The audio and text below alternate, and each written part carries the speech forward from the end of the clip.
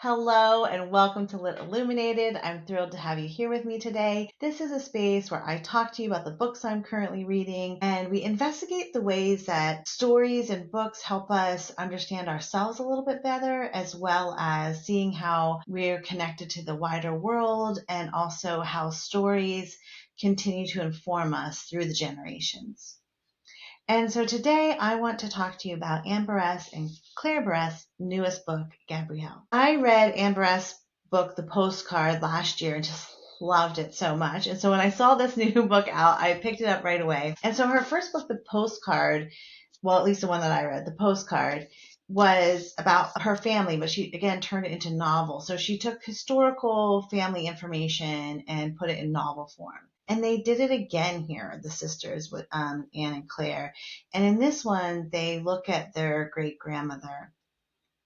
And for me, this was a really deep connection. I mean, by the end of reading this book, I was getting really emotional. And I think part of this is I've written my own book about like trying to understand my grandmother and my great grandmother, and in this way of who they were and what they did and how that also informs who I am and how I work through the world. So seeing these authors do that same process but in novel form was just impactful for me to dive into it. So it was a little slow going at the beginning, and I had a friend that we were reading at the same time, and this is what she had said as well. And I was like, "Oh, it picks up. Like you get into the space where all these artists come together and it's just like boom." And I just couldn't put it down.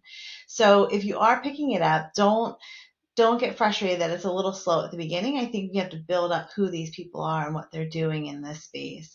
But I never felt like I didn't want to return to it. And for me, that's how I always know as a book that I want to continue, because every day when I have a moment, I want to pick it up and read a few pages, if not more.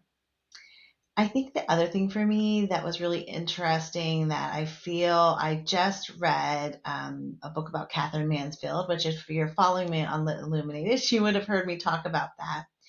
And so Gabrielle and Katherine Mansfield were in the same circles in some way, in the same lifetime, in the same timeline. I think I wrote it down, Gabrielle's 7 years older than Katherine Mansfield. But what was really intriguing about the two women is that they were living a life in counterculture life to what everyone else was doing. They were traveling here and there. They were being bold, doing new things, wanting to push themselves in the space of the arts.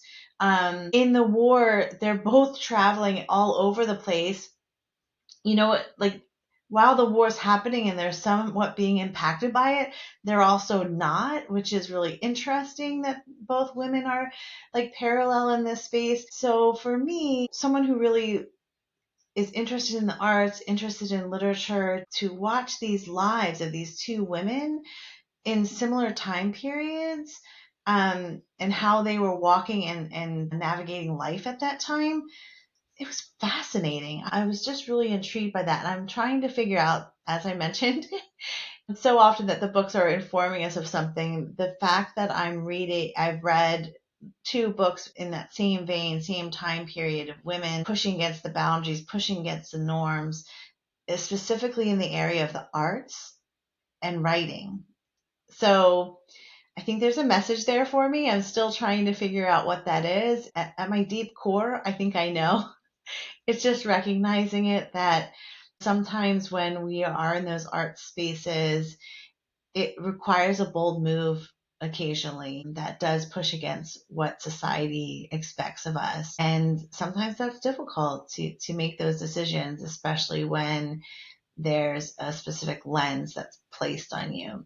So I'm sure that is the message. Actually, I know that is the message that I'm getting out of this, that there are some things that I need to do, step into bold spaces for myself and to honor that. So I'm just going to state that instead of denying that that is what's happening, of why I'm reading both of these. Like I just read both of these books recently, and actually some of my other fiction that I've read have been in the same vein. So message heard. But this is why I love reading so much. I feel like books give us that opportunity to self-reflect, So what we're reading, how is it hitting us? What are we feeling in that space? But that aside, let's get back to Gabrielle here. So again, they're looking at their great grandmother. I feel like there's this real link to grandmothers that I'm drawn to, that there's history there that we're always trying to get back to. But for most of us, at least, especially for me, in the great grandmother space, we don't actually know their story. And so to have these two sisters pull together the story. Now, there's historical evidence and things that they can pull. I mean, Gabrielle's in the art space. There's things published about her. She's accessible in some way. However, they never knew her personally, and so I think that's what's really interesting. So I wanted to just kind of align to some of that and some of the quotes that they have in here.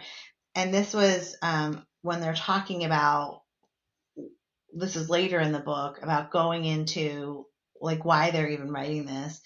And she's like, and they said, the silence surrounding them, and that's their great grandparents, feels to us like a giant question mark. During our childhood, our mother never talked to us about Frances or Gabrielle.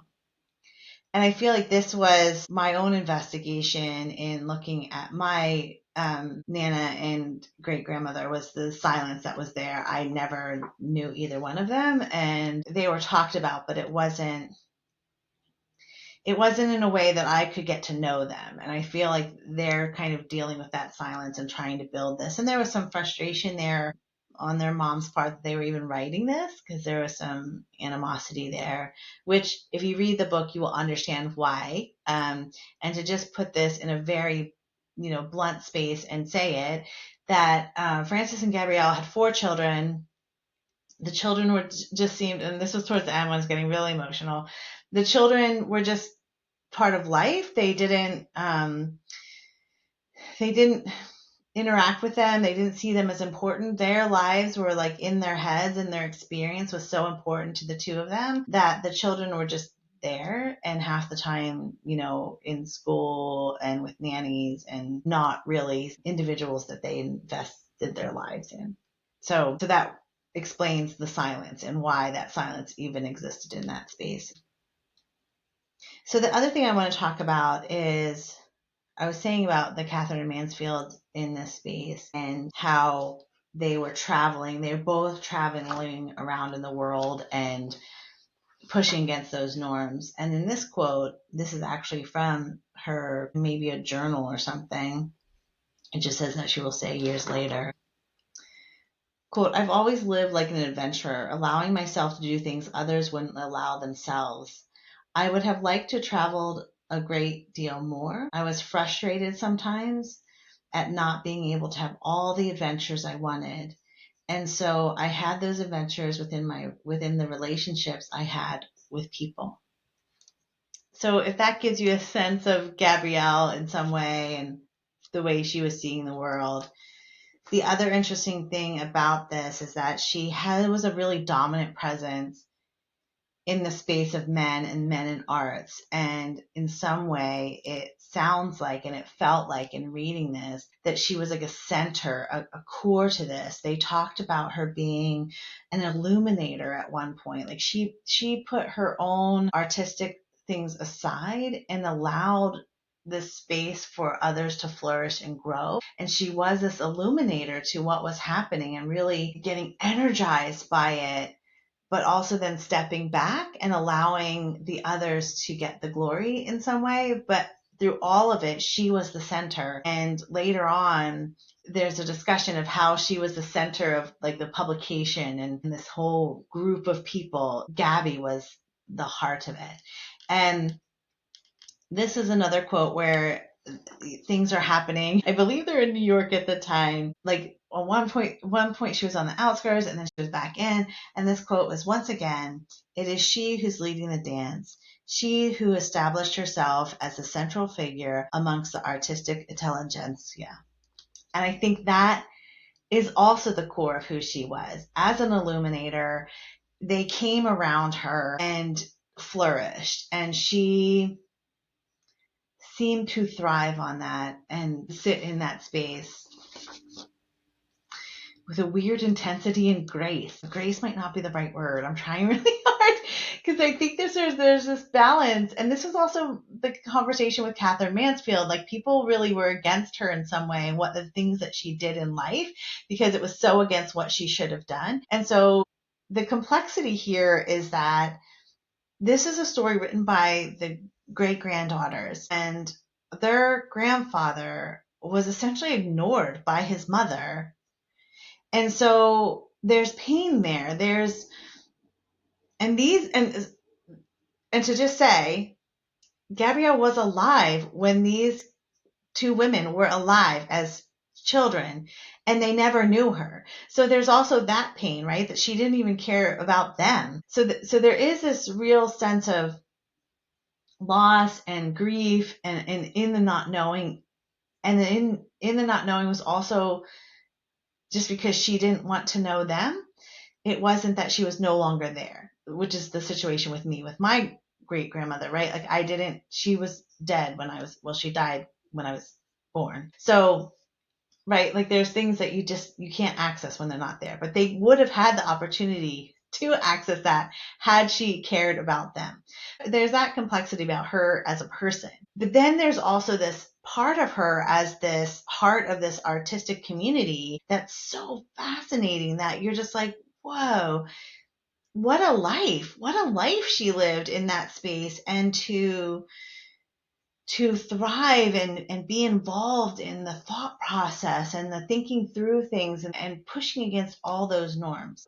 Anyway, as you can tell, I'm super invested in this, and there's complexity there in the emotions. But coming back again to her thoughts here, and what she was saying in this space, the authors at the end of most of the chapters would give us a little insight of them, what they're thinking, what they've discovered in their investigation or their research of their great grandmother.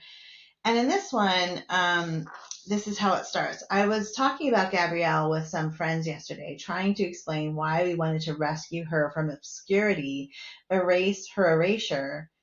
Someone said that the feminist, in quotes, sheen we're putting on her life is debatable. And then they continue to kind of like think through that. What did that actually mean? But I feel like it's hard to write about the past in some way and ignore how we see some of those things now. Just going to throw this out there. The spiral of time allows us to do both, right? To see her in her present day of how she was interacting, but also see her from the lens that we have now with that feminist sheen, essentially, of putting on there.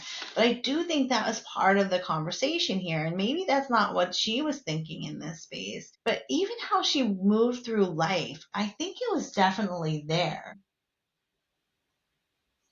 I think they said here, her perspective was something new, other. She was like a kind of medium. She wasn't an artist in the strict sense of the word. I don't know. I just feel like reading it with a feminist sheen isn't incorrect. I think there's a way that you can do that, and you can see her with that lens as well, because the way she was living her life was very different to others at that time. Anyway, I feel like there were moments in this book, as I said earlier, about how I use books to investigate my own life, do some self-reflection. There were some odd things where my birthday kept picking up. Like, I'm like, did they always just write to everybody on like February 16th or something? Like, why is that the date of these letters and journal entries in here? What's with February 16th? Now, there's probably only like 3 times in there, but it felt like a lot more than that. It's funny how when you see your birthday in any kind of situation, like, hey, those dates stick out to you. So I remember seeing that in there. But I think this idea of this illuminator and this space of bringing light to things, or allowing things to pop out, and so not always having to be the person in the front, but being the person that can allow it to shine and grow in that space, which I really think was really interesting. And again, considering what I've just talked about, that center of that artistic space, and how important that is to have somebody in hubs in those spaces and to continue to develop and build those relationships that also then creates the work that goes out. So even if you aren't the person in creating and painting the pictures, writing the poetry, but you're that person in the center that's allowing that space to grow and flourish, and pulling the people together, weaving the space together, is just a beautiful concept. And I think I really value that role, and it's been something I've been thinking about a lot in my life. And so again, having this book presented to me in this way, reading it, thinking about it, really helps me kind of push back and look back at my life, or even where I'm going, spiral of time. So I'm going to end with that and basically say reading isn't just about reading a good book. There are moments there where what you're reading gives you an opportunity to reflect back, or when you feel those triggers of emotion as you're reading something, it's like, why am I feeling that? Why I'm reading this? Like, that doesn't make sense. Why do I want to be pulled into this story, because there's something really there that I need to experience? Those are good indication that there's something there that you should pay attention to, or at least think about and have a moment of self-reflection. So I'm hoping that you continue to find this space as an opportunity to hear about books and ways that you can get connected, to find those patterns, to see that looping of information that continues to come back to you. Like I saw the loop between Katherine Mansfield and Gabrielle, to the point that I was like, okay, wait, when were they born? What was the age difference? So Gabrielle was born in 1881 and Katherine Mansfield was born in 1888. And so I'm like, I knew, like, right away, the feeling was like so similar, that it, again, the connection and the loop and the patterns. So thanks for joining me today. I hope you do pick up Gabrielle by Anne and Claire Berest. It is a beautiful story in some way of a life. It's complicated, it's problematic, there's issues there. There's even the emotions of the authors as they discover more and more about their great grandmother in this space, and then what that experience is like for their mother, to that the fact that they're even writing this. So it's complicated, but it's a life investigated, which I think is important.